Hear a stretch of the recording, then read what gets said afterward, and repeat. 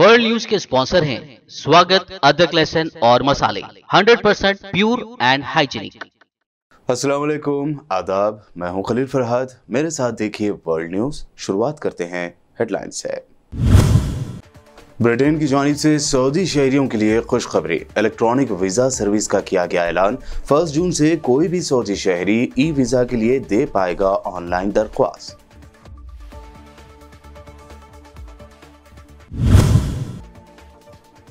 दुनिया भर में दम तोड़ रहे कोरोना ने अब नॉर्थ कोरिया में फैलाई बदअमनी। नॉर्थ कोरिया में ओमिक्रॉन के मिले केस तो पूरे मुल्क में लगाया गया लॉकडाउन।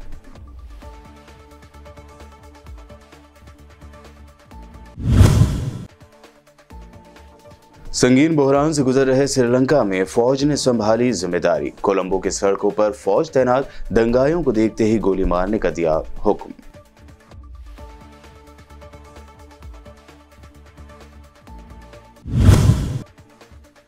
चीन में मुसाफिर बरदार जहाज के हादसे में बाल बाल बचे 122 अफराद। रनवे से आगे निकल कर जाने वाले तिब्बत एयरलाइन के जहाज में लगी आग, 25 मुसाफिर हुए जख्मी।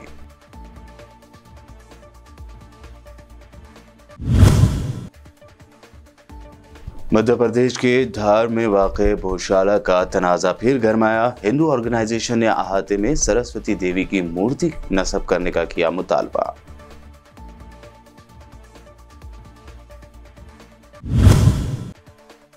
कांग्रेस तर्जुमान रणदीप सिंह सुरजेवाला ने की प्रेस कॉन्फ्रेंस। बीजेपी पर लगाया महंगाई, बेरोजगारी और दीगर अहम मुद्दों पर पर्दा डालकर हिंदू मुस्लिम मुनाफरत करते हुए सियासत करने का इल्जाम।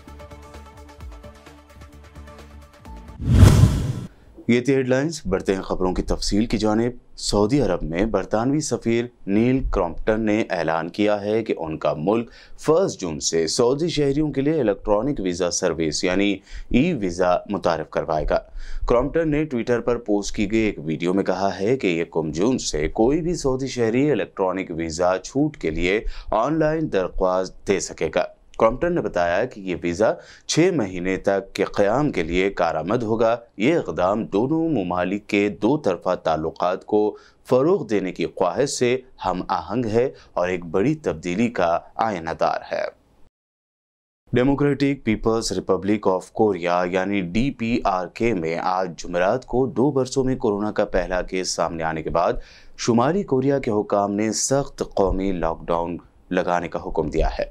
मुकामी मीडिया के मुताबिक दारुल-हुकूमत प्योंगयांग में ओमिक्रॉन वेरिएंट का कहर काफ़ी ज़्यादा है। हालांकि अभी तक मुतासरा अफराद की मजमूई तादाद के बारे में मालूमात मौसूल नहीं हुई है। जुमेरात को शुमाली कोरिया ने मुल्क में कोरोना वायरस के पहले इन्फेक्शन के इंदराज की तस्दीक कर दी है। कोरोना के केस सामने आने के बाद सरकारी मीडिया ने इसे संगीन कौमी इमरजेंसी करार दिया है। सरकारी कोरियन सेंट्रल न्यूज़ एजेंसी ने कहा कि इन्फेक्शन ओमिक्रॉन से मुताबिकत रखता है, जो कि कोरोना वायरस का एक तब्दील शुदा वेरिएंट है जिसमें फैलने की आला सलाहियत है। संगीन बहरान से गुजर रहे श्रीलंका के दारुल हुकूमत में अब फौज तलब कर ली गई है। बख्तरबंद गाड़ियां और फौज की भारी निफरी कोलंबो की सड़कों पर तैनात है। फौजियों को हुक्म दिया गया है कि दंगा करने वालों को देखते ही गोली मार दी जाए।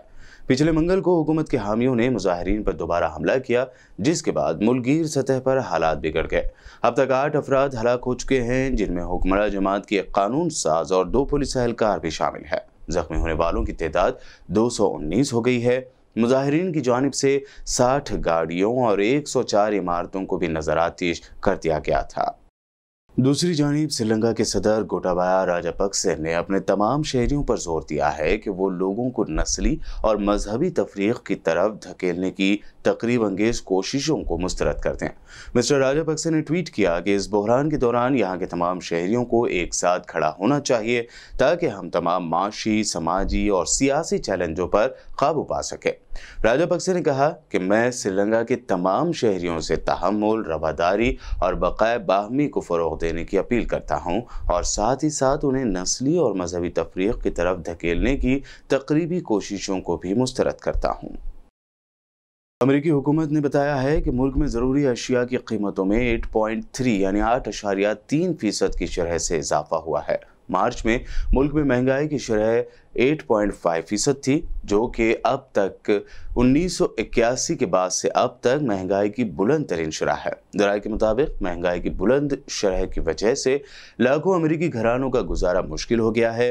AP की एजेंसी के मुताबिक सामने आने वाली रिपोर्ट में इस बात के इशारे पाए जाते हैं कि महंगाई के गहरे असरात हो सकते हैं। खाने और तवानाई के अलावा दिगर अशिया की कीमतों में भी मार्च और अप्रैल के महीनों के दौरान 2 गुना इजाफा देखने में आया। एयरलाइन टिकटों, होटल के कमरों के किरायों और नई कारों की कीमतें बढ़ने की वजह से महंगाई में इजाफा देखने को मिला है।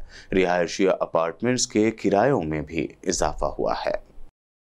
अमेरिका की बाइडेन इंतजामिया ने कांग्रेस से नेटो इत्तेहादी तुर्की को मिसाइलों और फौजी साजो सामान की मुजवजा फरोख्त की मंजूरी के लिए गैर रस्मी तौर पर रुजू किया है।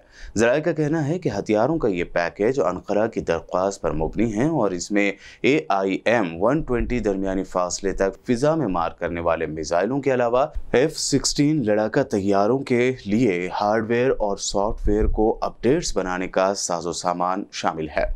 बाइडेन इंतजामिया का कांग्रेस को नोटिफिकेशन एक गैर रस्मी अमल का हिस्सा है, जो कांग्रेस के अरकान को अमरीकी इत्तेहादियों का अवामी तौर पर नाराज करने से बचने के लिए मुमकिना हथियारों की फरोख्त पर खामोशी से सवाल करने या मनसूख करने का मौका फराहम करता है। चीन की वजारत दिफा ने आबनाए ताइवान से अमरीकी बहरी जहाज के अबूर करने जैसे इक़दामात पर एक बार फिर अमेरिका को सख्त खबरदार किया है। पारस टुडे की रिपोर्ट के मुताबिक चीन के फौजी हेडक्वार्टर ने एक बयान में ऐलान किया कि अमेरिका के इस किस्म के इक़दामात पर चीन की गहरी नज़र है और इस सिलसिले में अमेरिका को बारहा वार्निंग दी जा चुकी है। इस बयान में कहा गया है कि अमेरिका का ये इक़दाम गलत इशारे देता है, जो इस बात को भी साबित करता है कि अमेरिका ताइवान के ऐलान आज़ादी की भरपूर हिमायत कर रहा है। चीनी फौज के हेडक्वार्टर ने ऐलान किया कि चीनी फौज इलाके में हर किस्म की जारहियत का मुकाबला करने की ताकत रखती है और चीन अपनी ज़मीन के दिफा में कोई कसर बाकी नहीं छोड़ेगा। पाकिस्तान के वज़ीर-ए-आज़म शहबाज शरीफ की हुकूमत के अहम रहनुमाओं के हमरा मुस्लिम लीग नवाज़ के सुप्रीम लीडर नवाज शरीफ के साथ तफसीली मुलाकात हुई है, जिसमें इस बारे में इत्तेफाक राय पाया गया कि पाकिस्तान के अंदर 3 अप्रैल के बाद से अब तक जहाँ जहाँ आइन की खिलाफ वर्जी हुई है उसका अहाता किया जाए और खिलाफ वर्जी करने वालों से कानून के तहत निपटा जाए। वज़ीर इत्तलात व नशरियात मरियम औरंगज़ेब ने, जो पार्टी की क़यादत के हमरा लंदन में हैं, मुलाकात के बाद इजलास की तफसील तो नहीं बताई, अलबत्ता अपने ट्विटर अकाउंट पर बताया था कि इस इजलास का अगला दौर आज जुमेरात को होगा, जिसके बाद इत्तेहादी जमातों की हिमायत से यहाँ होने वाले फैसलों का ऐलान किया जाएगा। मुलाकात हुई कायद मोहम्मद नवाज शरीफ साहब के साथ, और जितना इस वक्त पाकिस्तान में इक्तिसादी, माशी और आइनी बहरान है उसके बारे में एक मुकम्मल तफसीली रिपोर्ट पेश की गई। जो तमाम वहाँ अरकान थे जिन्होंने पार्टिसिपेट किया, उन सब ने वो जो अपने अपने डिपार्टमेंट्स की भी रिपोर्ट पेश की और उस पर एक कंप्लीट मुफस्सल जायज़ा लिया गया है कि पिछले 4 साल के जो विरसे में हमें माशी सूरत हाल मिली है, जिसका सारा बोझ महंगाई, बेरोज़गारी और माशी बहरान की सूरत में आज पाकिस्तान की आवाम भुगत रही है। और ये तमाम वो अमाल नामे हैं इमरान खान साहब के, जिसको छुपाने के लिए, जिस कारकर्दगी को छुपाने के लिए, जो महंगाई का तूफ़ान, जो बेरोज़गारी का तूफ़ान, जो IMF के साथ शराइत इमरान खान साहब ने जिसके ऊपर दस्तखत किए थे और आज जिसका बोझ पाकिस्तान की आवाम भुगत रही है, उन तमाम के ऊपर एक तफसीली जायज़ा लिया गया है।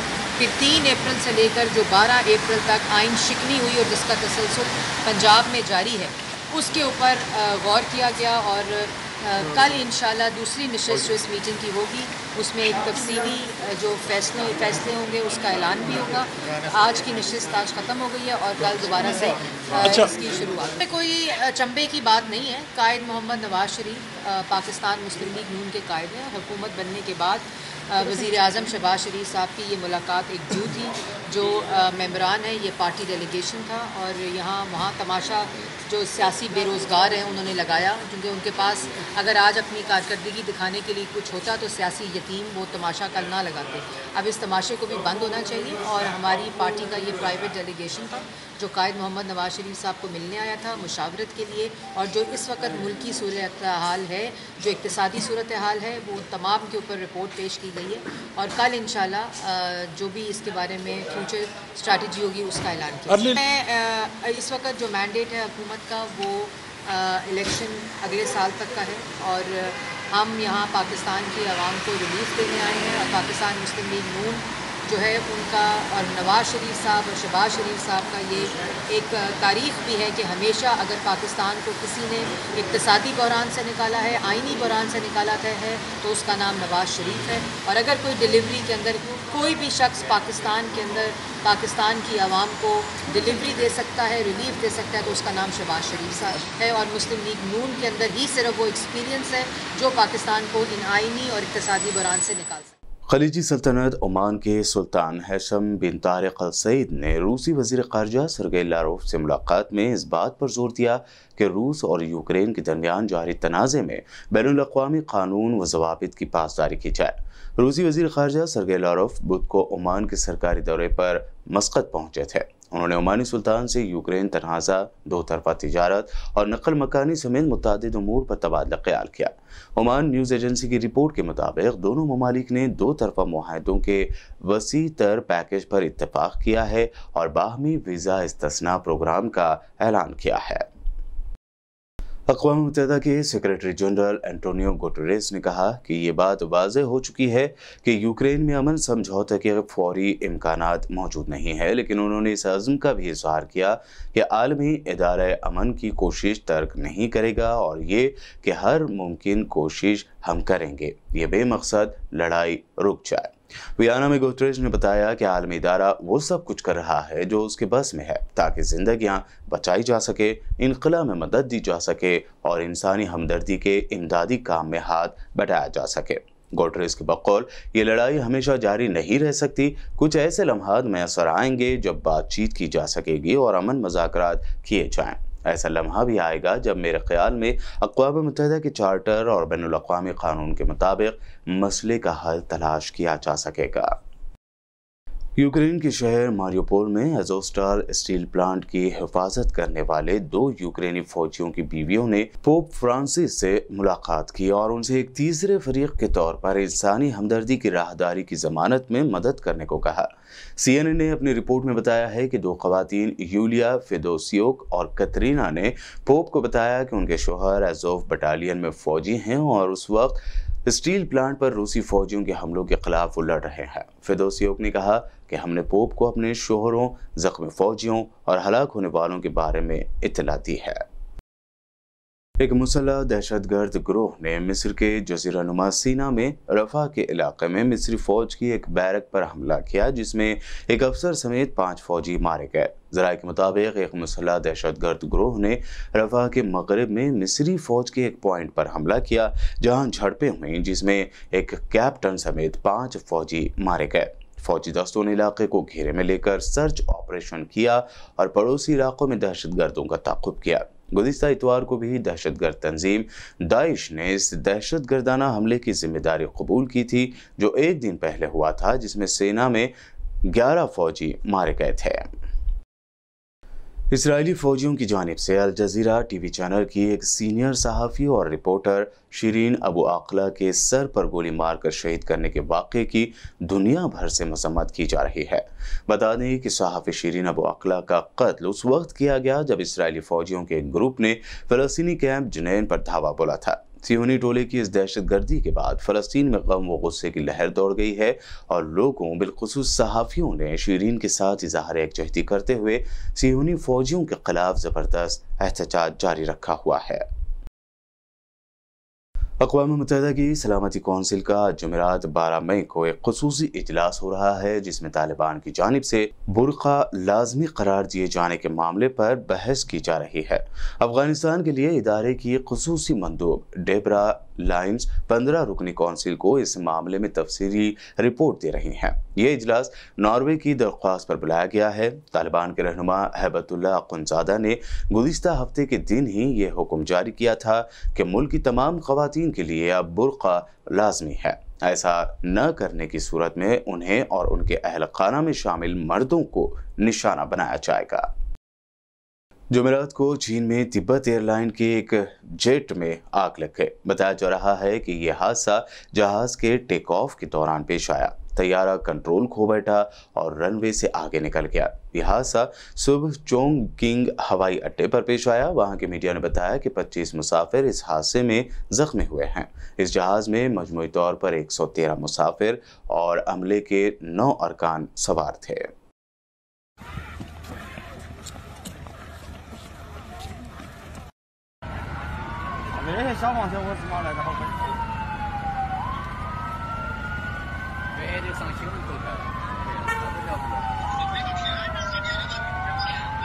真就没起飞啊！他怎么从那儿绕过去，绕哪边绕到起飞啊？那还爆炸了！我还以为是那边得个航边呢，我操！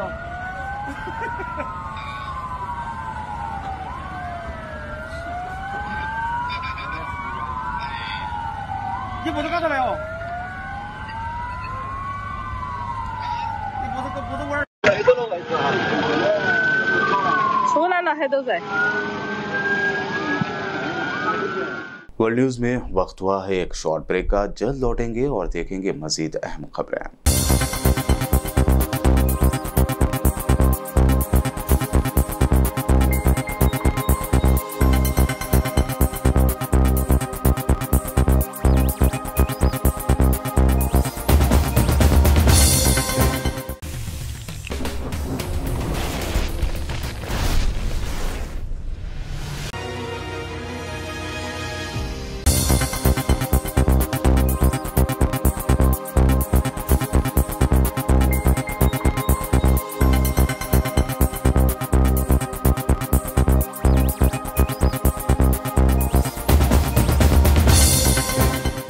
ब्रेक के बाद आइए देखते हैं मज़ीद अहम खबरें। मध्य प्रदेश के धार में वाक़े भोजशाला का तनाज़ा एक बार फिर खुलकर सामने आया है। इंदौर हाई कोर्ट में धार भोजशाला को लेकर पहले ही 3 अर्जियां ज़ेर-ए-इल्तवा हैं। इस दरमियान 2 मई को एक नई दरख्वास्त दायर की गई जिसमें जस्टिस विवेक रोशिया और जस्टिस अमरनाथ ने ASI मरकजी और रियासती हुकूमत को नोटिस भी जारी किए हैं। हिंदू फ्रंट फॉर जस्टिस की तरफ से इंदौर हाई कोर्ट में ASI के हुक्म को चैलेंज करने वाली PIL की समाअत करते हुए बेंच ने भोजशाला कॉम्प्लेक्स में वाक़े मस्जिद से मुंसलिक मौलाना कमालुद्दीन वेलफेयर सोसाइटी को भी नोटिस जारी किया है। हिंदू ऑर्गेनाइजेशन का कहना है कि धार भोजशाला में सरस्वती देवी की मूर्ति दोबारा नस्ब की जाए। वहीं मुस्लिम फरीक का मानना है कि मौलाना कमालुद्दीन की दरगाह है।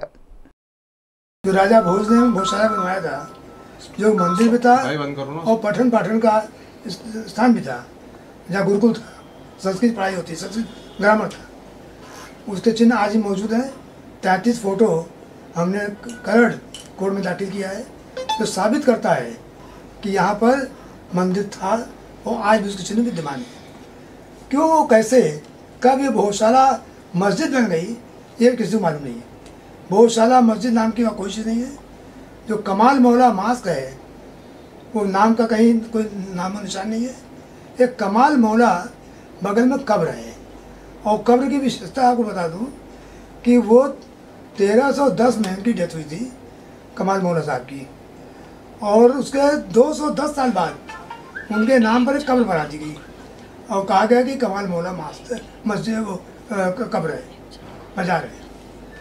और उसके बाद धीरे धीरे इन लोगों ने कहना शुरू किया कि ये मस्जिद है। कांग्रेस तर्जुमान रणदीप सिंह सुरजवाला ने प्रेस कॉन्फ्रेंस करते हुए महंगाई, बेरोजगारी और दीगर अहम मुद्दों पर पर्दा डालकर हिंदुओं और मुसलमानों में दूरी पैदा करने और कम्युनल टेंशन पैदा करके सियासत करने का बीजेपी पर इल्जाम लगाया। देश और समाज की इन समस्याओं पर पर्दा डालने के लिए मोदी सरकार ने चौतरफा धर्मांधता और रूढ़िवादिता का अंधकार फैला रखा है, जिसके टारगेट हैं अल्पसंख्यक वर्ग, खास तौर से मुसलमान, ईसाई और सिख वर्ग।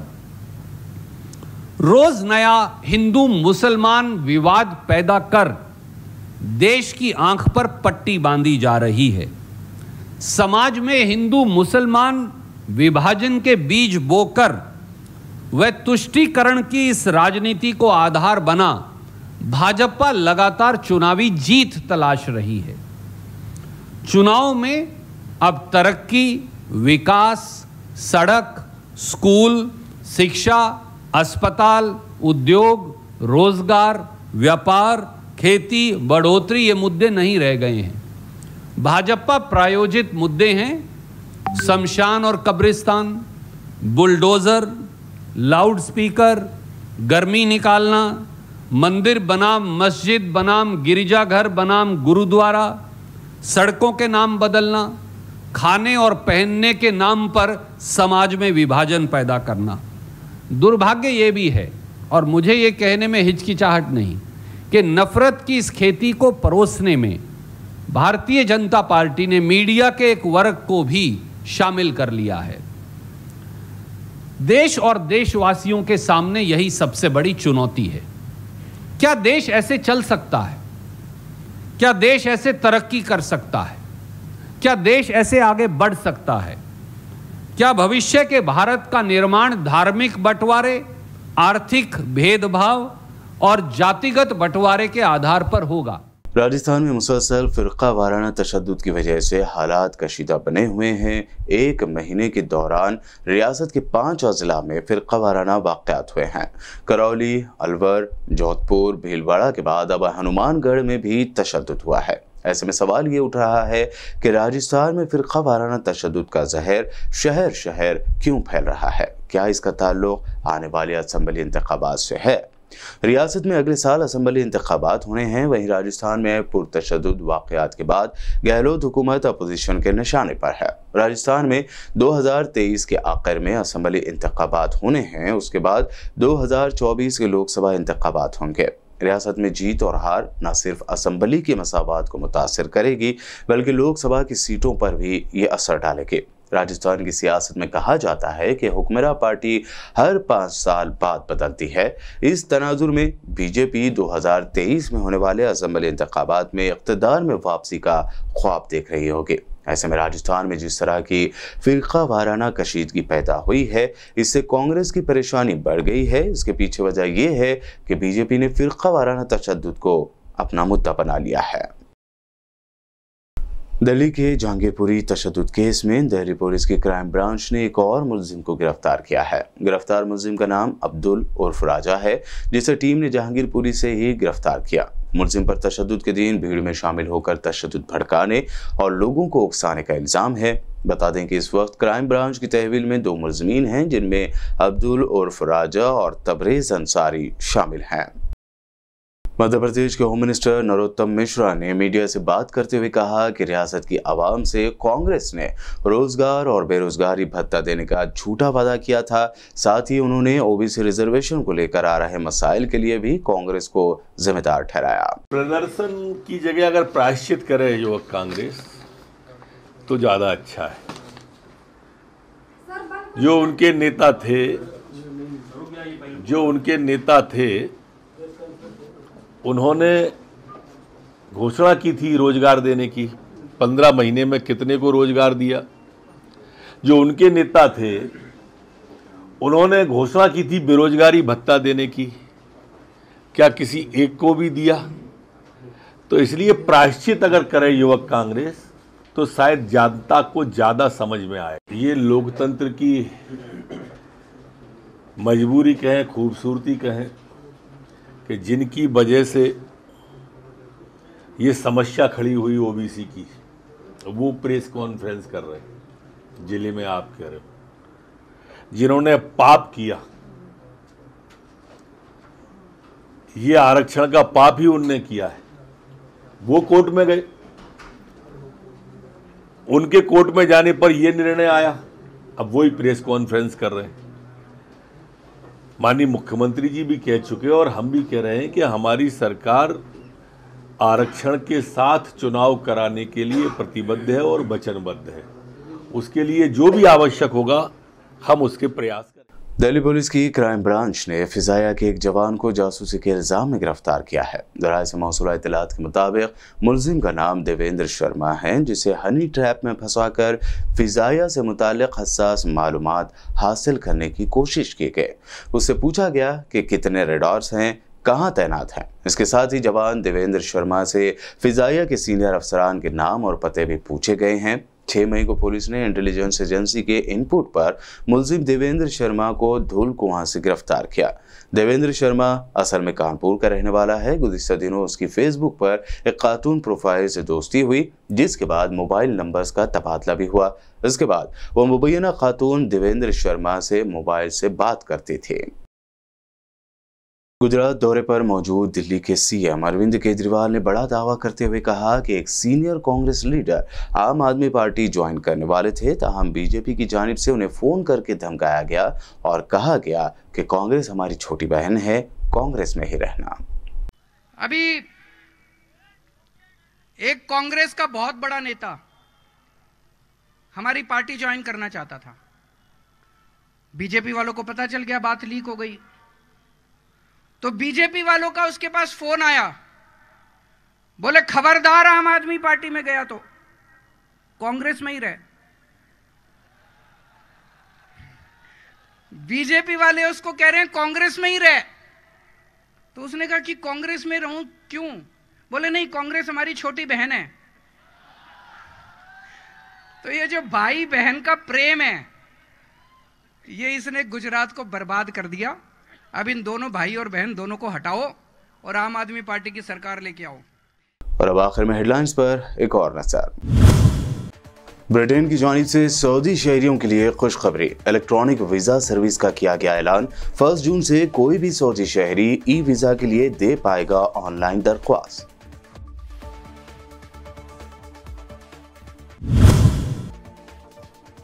दुनिया भर में दम तोड़ रहे कोरोना ने अब नॉर्थ कोरिया में फैलाई बदअमनी। नॉर्थ कोरिया में ओमिक्रॉन के मिले केस तो पूरे मुल्क में लगाया गया लॉकडाउन।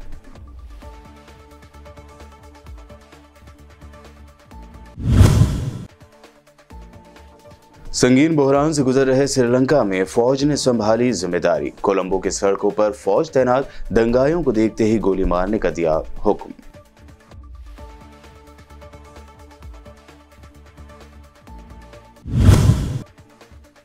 चीन में मुसाफिर बरदार जहाज के हादसे में बाल बाल बचे 122 अफराद। रनवे से आगे निकल कर जाने वाले तिब्बत एयरलाइन के जहाज में लगी आग, 25 मुसाफिर हुए जख्मी।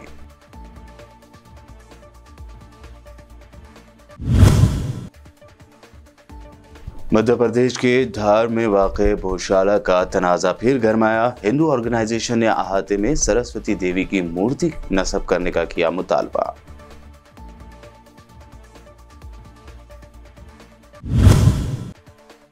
कांग्रेस तर्जुमान रणदीप सिंह सुरजेवाला ने की प्रेस कॉन्फ्रेंस। बीजेपी पर लगाया महंगाई, बेरोजगारी और दीगर अहम मुद्दों पर पर्दा डालकर हिंदू मुस्लिम मुनाफरत करते हुए सियासत करने का इल्जाम।